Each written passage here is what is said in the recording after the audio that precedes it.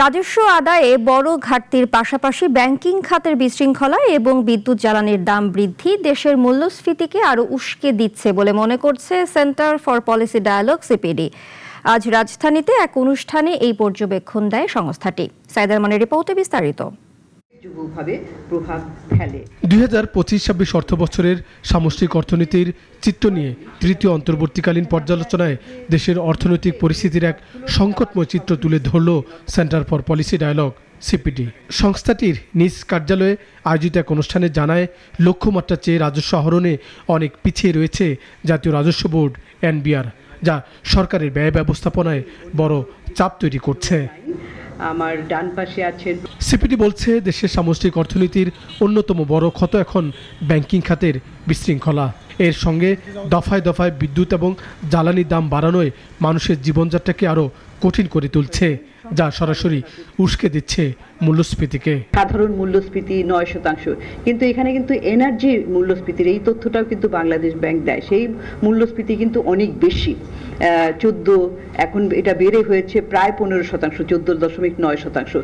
তবে ওই তথ্যটা কিন্তু রেগুলার পাওয়া যায় না। এছাড়া বাংলাদেশি রপ্তানি পণ্যের উপর যুক্তরাষ্ট্রের অতিরিক্ত 10% শুল্ক আরোপের চেষ্টাকে রাজনৈতিক উদ্দেশ্য প্রণোদিত বলেও মনে করছে সিপিডি। যুক্তরাষ্ট্রের সঙ্গে চুক্তি পর্যালোচনা এবং নতুন শুল্কের বিষয়ে এখনই কার্যকর দ্বিপাক্ষিক আলোচনার পরামর্শ দিয়েছে প্রতিষ্ঠানটি।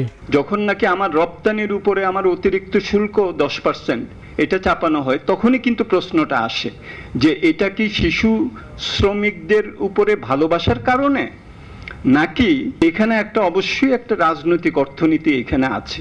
সরকারি চাকরিজীবীদের জন্য নতুন পে স্কেল ঘোষণার বিষয়েও সতর্কবার্তা দিয়েছে সিপিডি। তাদের মতে, নতুন পে স্কেল কার্যকর করলে সরকারের অতিরিক্ত প্রায় 1 লাখ কোটি টাকা খরচ বাড়বে। পে স্কেলের পাশাপাশি সরকারি কর্মকর্তা কর্মচারীদের কাজের জবাবদিহিতা নিশ্চিত করার তাগিদ দিয়েছে তারা। সরকারি কর্মচারীদের যে তাদের মেধার ভিত্তিতে নিয়োগ এবং তাদের দক্ষতার ভিত্তিতে পদোন্নতি, তাদের জন্য একটা ভালো কর্মপরিবেশ, এটাও করে প্রাতিষ্ঠানিক সক্ষমতা দিয়ে তারা যাতে পাবলিক সার্ভিস ডেলিভারিটা ভালোভাবে দিতে পারেন, সেটারও একটা জবাবদিহিতা থাকা দরকার বলে আমাদের মনে হয়। দেশে রাজনৈতিক সরকার ক্ষমতায় এলেও এখনও বিনিয়োগকারীদের কাঙ্ক্ষিত আস্থা তৈরি হয়নি।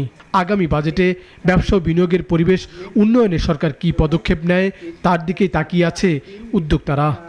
সাবাহ আলী, সাইদ আরমান, নাগরিক, ঢাকা।